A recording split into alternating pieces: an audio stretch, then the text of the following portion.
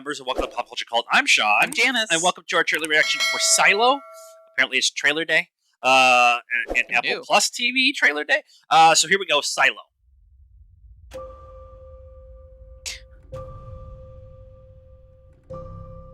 We do not know how long we have been underground,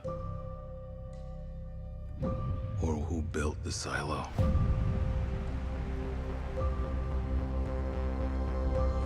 We do not know why there is no life outside the silo. Sounds very familiar. We only know that here is safe,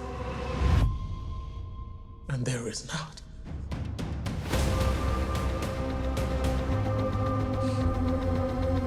Have you ever noticed anything strange? Tomatoes. Apples. About the silo. Some mysteries are best left unsolved.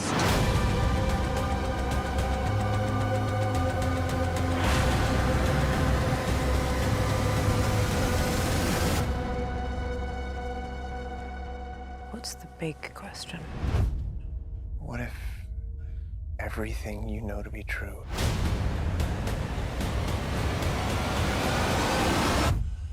was one big lie?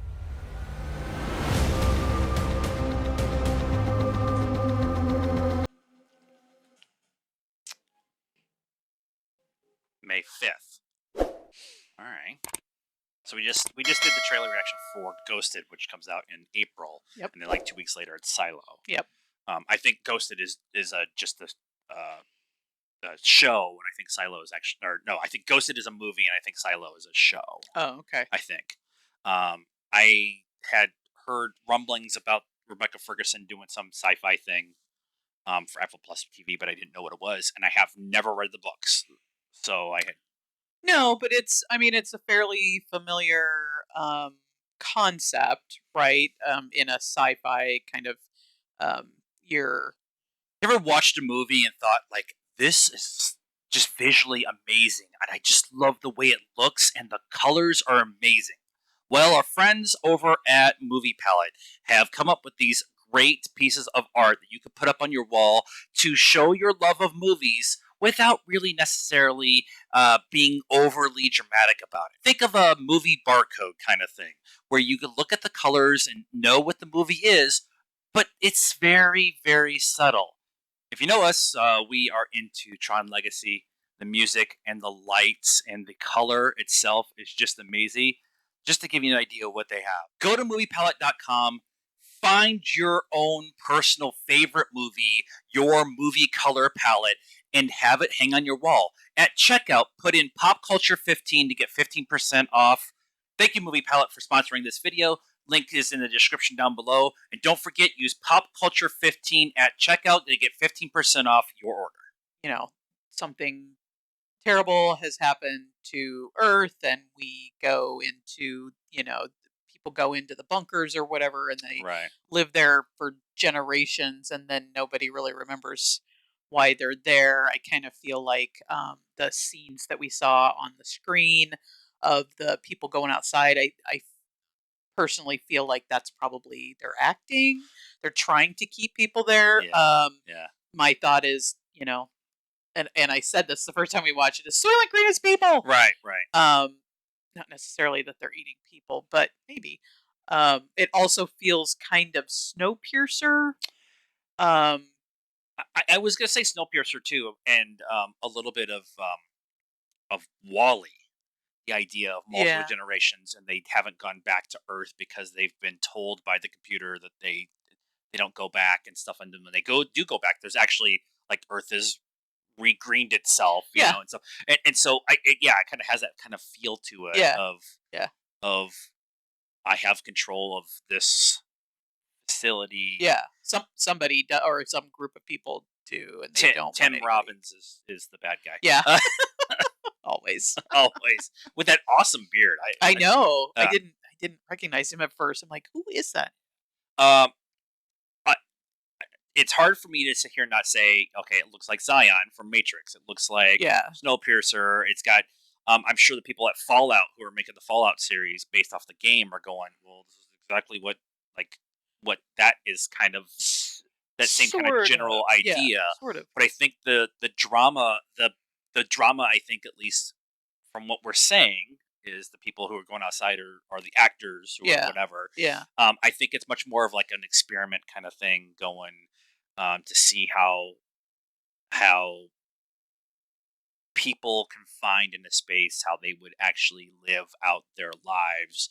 And they said in the trailer, we don't know how long we've been down here. So it could have been one of those, like, they started this experiment, something happened out on the surface, and people who actually lived on the surface were able to come back around and say, "Oh, let's watch these people and see what happens. Maybe, We can yeah. maybe learn."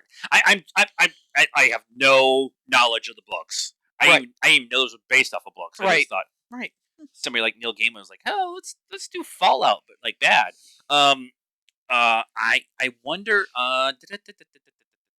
Everybody talk amongst yourself for a second. I was gonna look and see who the showrunner So is. this says episodes, so it is a 10 episodes. No, yeah. not edit. I am on the MDibs, and I want to see who the showrunner is. Huh. Okay. it's It's a bunch of people. Yeah. yeah.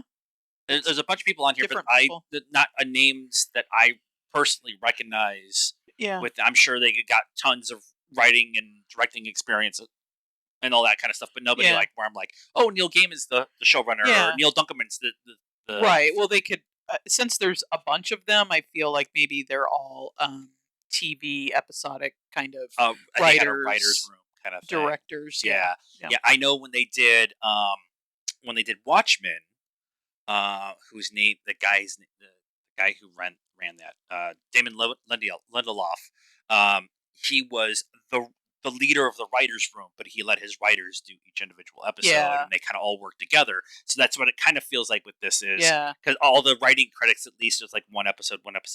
Right. Well, and it is based off of a book series, so Right. they've got kind of a direction that they need to go in. Yeah. So that would make sense. But the other two trailers we did with Citadel and Ghosted, those feel like fun spy thriller rom-com kind of things. This is very somber.